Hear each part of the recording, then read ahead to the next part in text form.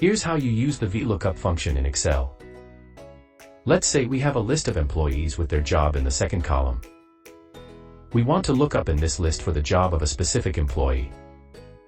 When I use VLOOKUP, I have to make sure that the value I look up is on the left of the column that will contain the results that I need. Let's start writing the formula. I type equal, then VLOOKUP and open a parenthesis for the function's parameters.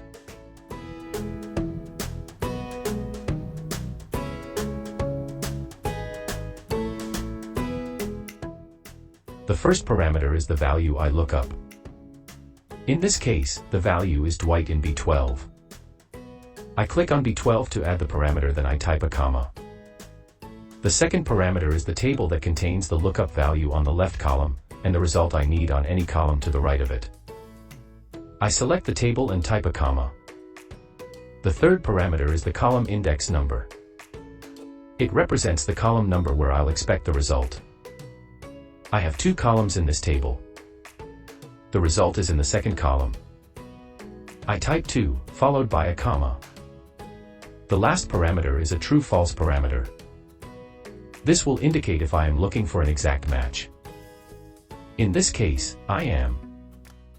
I want the name Dwight to match exactly with the value in B12. Therefore, I choose false. Then I close the parenthesis.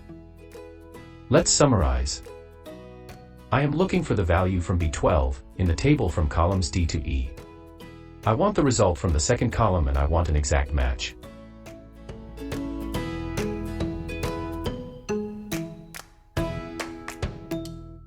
And here is the result. This is the most basic use of the VLOOKUP formula.